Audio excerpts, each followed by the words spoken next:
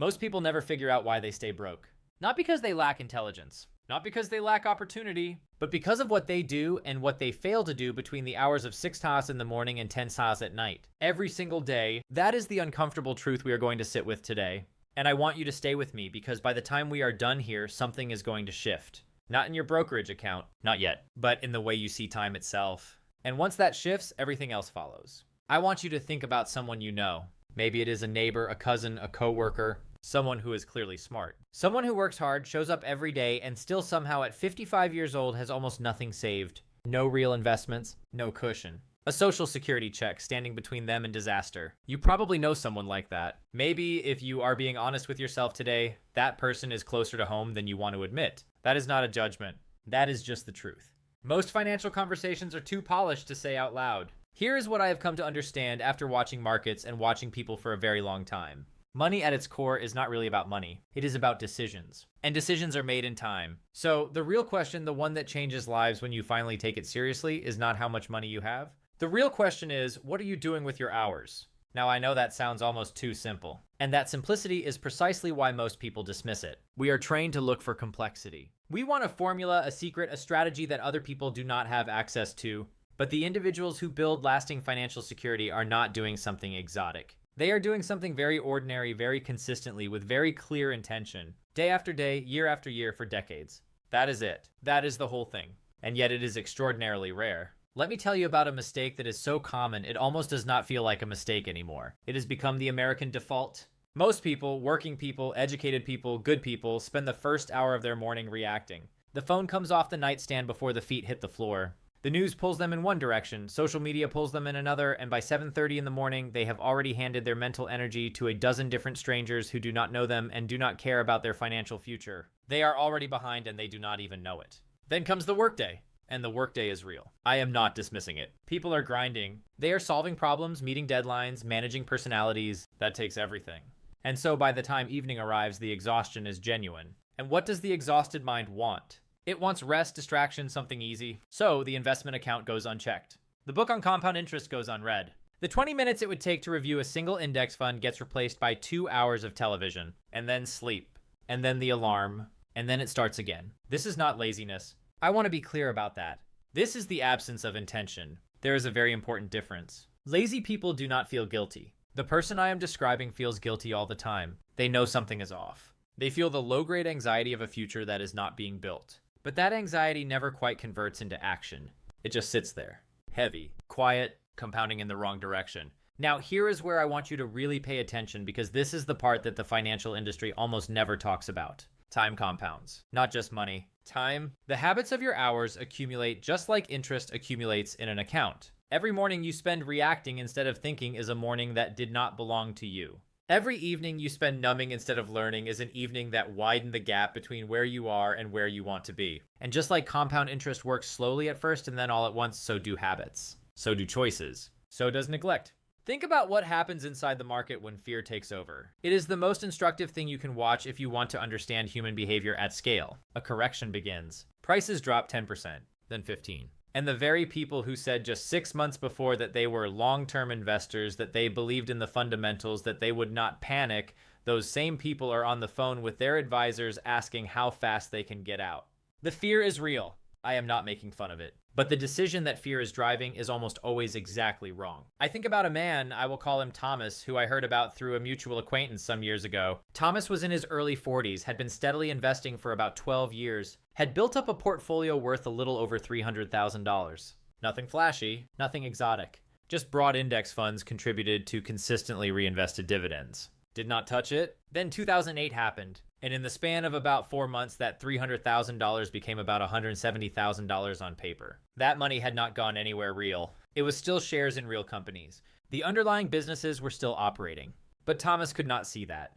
What he saw was that he had lost $130,000, and the news was telling him it was going to get worse. He sold, moved everything to cash, felt relief briefly, and then watched the market begin its recovery from the sidelines. By 2013, his original $300,000, had he stayed, would have been worth close to $500,000. Instead, he had re-entered the market cautiously, too late. And by 2013, he had rebuilt to about $220,000. The difference was not intelligence. Thomas was a smart man. The difference was that in his worst moment, he did not have the emotional framework to separate temporary pain from permanent loss. And that framework is built in the quiet hours, not in the crisis. That is what mastering your 24 hours is really about. It is not about waking up at 4:30 in the morning and meditating for 90 minutes and cold plunging and reading for 3 hours before sunrise. That version of the story gets clicks, but it is not real for most people. And it is not what creates lasting financial discipline. What creates that discipline is something quieter and more sustainable. It is 10 minutes in the morning before the phone where you remind yourself of your actual goals, not the goals you posted somewhere publicly. The real ones, the ones that have a number and a date attached to them. It is 30 minutes once a week of reviewing what you own and why you own it. It is the deliberate decision, not the occasional feeling, but the actual decision to not check your portfolio every time the market sneezes. Here is another story. A woman, I will call her Linda, who spent most of her 30s convinced she had missed the window. She had no investments at 32. Credit card debt, a car note, a modest income. She looked at people who had started in their 20s and felt so far behind that the gap seemed unclosable. So she did what people do when the gap feels too large. She waited. Not for a specific thing. She just waited for more income, for more clarity, for the right moment that never seems to arrive on its own. She was 41 when she finally started. Put in $200 a month into a simple target date retirement fund. Did not touch it, did not watch it obsessively, just contributed every single month like a utility bill that paid her future self instead of the electric company. By 65, because of time and consistency and the mathematics of compounding, Linda had accumulated a number that she once would have called impossible. Was it as much as she would have had if she had started at 25? No, but it was enough. More than enough. Because she stopped mourning the time she had lost and started protecting the time she still had. That is one of the most important mental shifts you will ever make. The shift from looking backward at wasted time to looking forward at available time. Every single morning you wake up is a compounding opportunity, not a metaphor, a literal financial opportunity that you either choose or you do not. The market does not care what you did yesterday. It does not hold grudges. It does not offer sympathy. But it does reward patience. It has always rewarded patience. That is the closest thing to a guarantee that this world of investing offers. Now, I want to talk about something that makes people deeply uncomfortable. More uncomfortable than market crashes, more uncomfortable than debt. I want to talk about the cost of an unexamined day because most people are losing money, actual, real, calculable money, not to bad investments, but to an unexamined life. They are spending money they did not plan to spend on things they do not value because they never paused long enough in the morning to ask what they actually value. The impulsive subscription they forgot about. The restaurant dinner that was not about hunger, but about not having the energy to think about dinner. The purchase that was really about stress relief. These things are not moral failures. But when you add them up across a month, across a year, across a decade, they are the difference between financial security and financial anxiety. And here is the part that is almost cruel in its irony. The busier and more reactive your days feel, the less time you seem to have, the more depleted you feel at the end of each week, the more you tend to spend emotionally, and the less you tend to invest intentionally. The exhausted mind does not want to re-research stocks. The overwhelmed brain does not want to think about a Roth IRA contribution limit. So, the fatigue itself becomes the enemy of the future, which means that protecting your mental energy is not just a wellness practice. It is a financial strategy. High performers, and I am not talking about social media high performers. I am talking about people who build real wealth quietly and steadily over time. These individuals are ruthlessly protective of their attention. They understand at a level that is almost visceral that their focus is a finite resource and that what they pointed at determines what gets built. They do not read every piece of financial news. In fact, they read surprisingly little of it because they understand that most financial news is not designed to make you wealthy. It is designed to make you feel like you need to react right now, today. And reacting and investing is almost always expensive. Let me tell you what a focused hour in the morning is actually worth.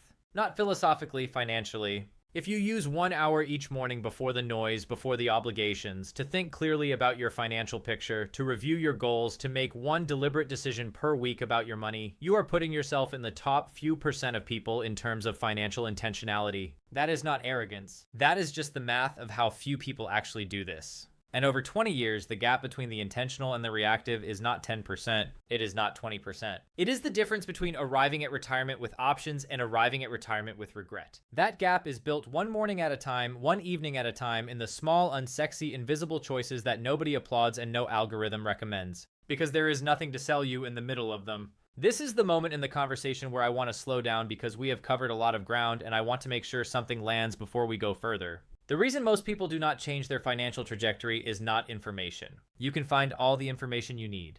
It is freely available. Index funds, compounding, dollar cost averaging, expense ratios, the knowledge is there. The reason people do not change is that they have not connected the knowledge to a feeling that is stronger than the feeling of comfort right now. And comfort is a powerful, powerful force. Do not underestimate it. It keeps people in bad jobs. It keeps people in bad relationships. And it keeps people in bad financial habits that they fully understand are bad while they are doing them. So the question is not what should I invest in?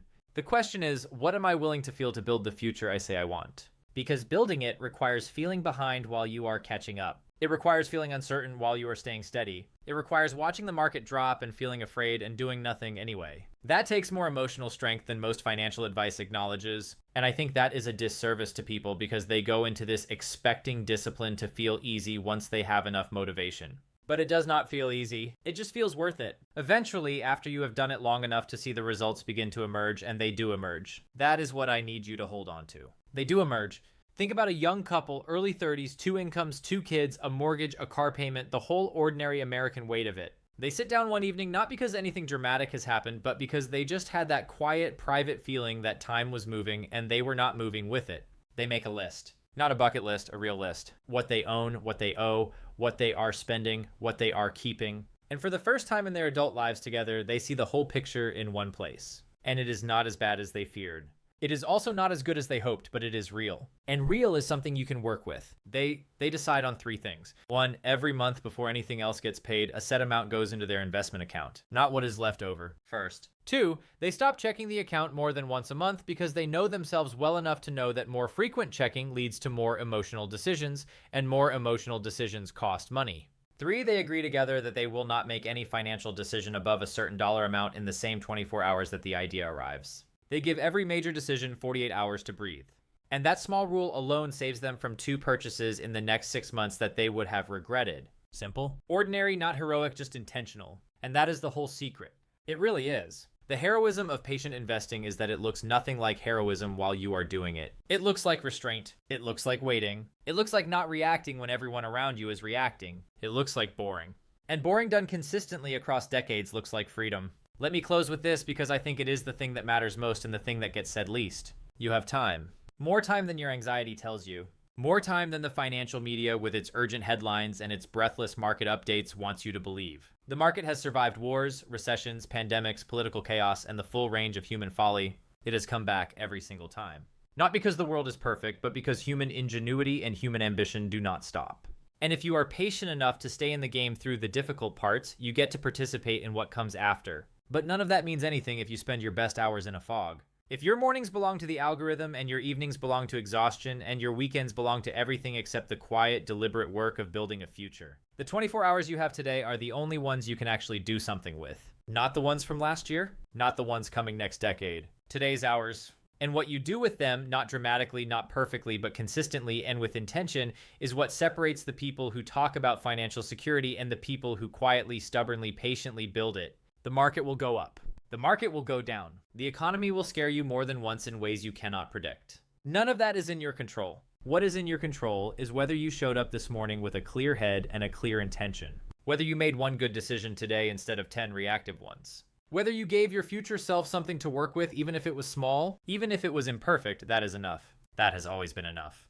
The investors who win over a lifetime are not the ones who predicted the most. They are the ones who panicked the least, who stayed the longest, who protected their attention, their energy, and their discipline with the same seriousness that they protected their principle. You can do this. Not because it is easy, but because the alternative, another decade of financial drift, of almost but not quite, of knowing and not doing, cost far more than the discomfort of changing. Start there. Start with the morning. Start with 10 minutes before the noise arrives. Start with one clear thought about where you want to be and one clear decision that moves you closer. Do that tomorrow. And the day after, and the day after that. That is how it gets built. 1 hour, 1 day, 1 patient, disciplined, unremarkable, completely extraordinary decision at a time.